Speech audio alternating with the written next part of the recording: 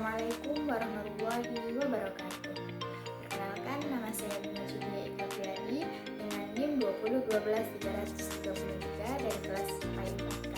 Baik, di sini saya akan membahas mengenai masalah belajar anak prasekolah.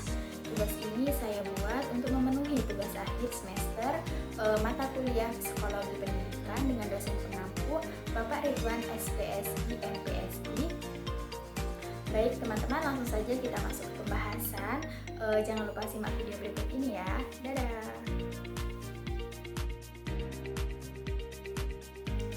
Baik teman-teman, lanjut kita akan membahas tentang kaidah pembahasan terlebih dahulu. Nah, kaidah pembahasan ini akan mencakup dari video yang akan kita bahas. Nah, apa-apa saja sih yang akan kita bahas nantinya? Yang pertama yaitu peran orang tua terhadap masalah perkembangan dan pembelajaran anak prasekolah. Kemudian kesulitan konsentrasi dalam belajar anak prasekolah. Kemudian yang terakhir yaitu keterlambatan perkembangan anak dan emosional anak prasekolah. Baik, langsung saja kita akan bahas dalam video berikut ini. Baik teman-teman, langsung saja kita memasuki pembahasan kita yang pertama, yaitu tentang peran orang tua terhadap masalah belajar anak prasekolah. Nah, di sini beberapa ahli mengatakan bahwa hubungan antara orang tua dan anak ini memiliki dampak yang cukup kuat bagi proses belajar dan perkembangan anak. Nah, karena di sini orang tua menjadi peran utama dalam proses perkembangan anak, di mana orang tua harus terlibat dalam proses perkembangan anak. Selain itu, orang tua juga harus menciptakan suasana yang nyaman dalam keluarga sehingga anak ini dapat termotivasi untuk belajar. Kemudian hubungan baik antara guru dan orang tua ini juga menimbulkan dampak yang baik bagi perkembangan anak, di mana orang tua dan guru saling bertemu, kemudian saling konsultasi tentang perkembangan anak. Nah, seperti guru memberikan masukan tentang perkembangan anaknya di sekolah, kemudian orang tua juga konsultasi tentang perkembangan anaknya di rumah. Nah, selain itu, orang tua juga memiliki peran yang sangat kuat terhadap perkembangan anaknya. Nah, di sini orang tua juga memberikan dampak bagi anaknya. Bisa dampak positif, kemudian bisa juga dampak negatif. Kemudian ini merupakan pengaruh positif dan pengaruh negatif. Yang pertama yaitu pengaruh positif. Nah, pengaruh positif ini biasanya diberikan dari orang tuanya langsung, seperti memberi bimbingan emosional kepada anak, seperti orang tua menciptakan suasana belajar yang nyaman dan kondusif, sehingga anak merasa nyaman untuk belajar. Kemudian anak merasa dihargai dan disayangi. Nah, di sini akan muncullah perasaan anak sehingga anak tersebut menjadi termotivasi untuk terus belajar. Kemudian yang kedua yaitu pengaruh negatif. Nah, pengaruh negatif ini biasanya yang pertama yaitu orang tua yang memiliki ekspektasi tidak sesuai realita. Kemudian konflik keluarga. Nah, konflik keluarga ini menciptakan hubungan keluarga yang tidak harmonis sehingga dapat menimbulkan suasana belajar yang tidak kondusif. Kemudian yang terakhir yaitu kurangnya dukungan dan motivasi dari keluarga. Nah, di sini anak akan merasa tidak dihargai dan tidak disayangi sehingga mereka menganggap bahwasanya belajar itu tidak penting. Nah, di sini akan menjadi penghambat proses perkembangan anak dalam belajar. Baik, kita lanjut pembahasan kita yang kedua yaitu kesulitan konsentrasi pada anak prasekolah. Nah, di sini terdapat faktor internal dan faktor eksternal. Nah, faktor internal ini merupakan perkembangan kematangan otak anak dalam proses belajar. Nah, di mana pada masa-masa ini anak sering merasa kesulitan dalam konsentrasi. Nah, seperti konsentrasi mereka saat belajar ini mudah teralihkan. Contohnya nih, anak tersebut sedang belajar, kemudian mereka melihat mainan, maka konsentrasi mereka akan hilang atau beralih ke mainan tersebut.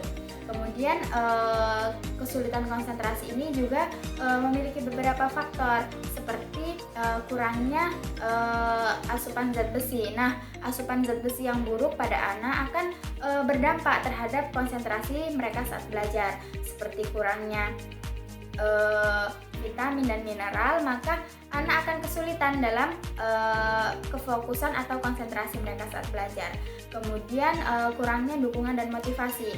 Nah, kurangnya dukungan dan motivasi seperti anak kurang dalam belajar, seperti mereka merasa bosan terhadap materi pembelajaran ataupun metode pembelajarannya, maka di situ anak akan kehilangan konsentrasinya. Maka penting bagi guru untuk menyeimbangkan antara belajar dan bermain. Baik, yang kedua yaitu faktor eksternal. Nah, faktor eksternal ini biasanya timbul dari suasana yang tidak kondusif, bising, sehingga mengganggu kenyamanan anak untuk fokus dalam belajar.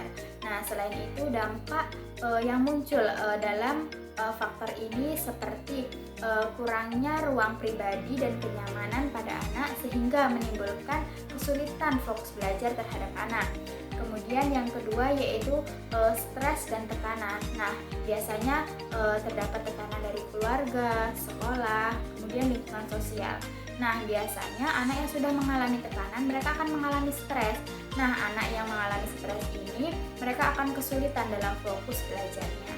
Kemudian yang ketiga yaitu metode yang tidak tepat. Nah, metode yang tidak tepat ini juga berpengaruh terhadap proses konsentrasi terhadap anak, di mana anak menjadi tidak tertarik dalam pembelajaran tersebut atau metode pembelajaran tersebut, di mana pada masa saat itu anak masih senang untuk bermain, sehingga guru harus bisa menyeimbangkan bermain dengan belajar.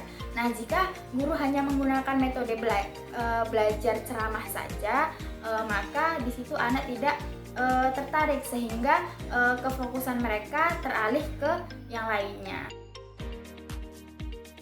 Baik, pembahasan kita yang ketiga yaitu tentang masalah keterlambatan proses perkembangan dan emosional pada anak usia prasekolah. Yang pertama yaitu faktor hubungan stimulasi dengan proses perkembangan anak prasekolah, di mana stimulasi ini merupakan sebuah proses merangsang kemampuan dasar pada anak mulai dari usia 0 sampai 6 tahun. Nah, di mana hal ini dilakukan guna untuk mengoptimalkan tumbuh kembang si anak. Nah, stimulasi ini bisa dilakukan oleh ayah, ibu, ataupun orang terdekat. Kemudian yang kedua yaitu faktor hubungan pendapatan keluarga terhadap proses perkembangan anak usia prasekolah. Di sini pendapatan keluarga dapat menunjang proses perkembangan anak, di mana orang tua dapat menyukupi kebutuhan dasar anak tersebut. Kemudian yang ketiga yaitu faktor hubungan pendidikan orang tua terhadap perkembangan proses belajar anak pada usia prasekolah. Nah, di sini dibutuhkan peran orang tua, kemudian pengalaman orang tua terhadap pendidikan, sehingga dapat merubah cara berpikir, tingkah laku intelektual, kemudian emosional. Mungkin cukup itu yang dapat saya sampaikan. Kurang dan lebihnya saya mohon maaf. Saya akhiri. Wassalamualaikum warahmatullahi wabarakatuh.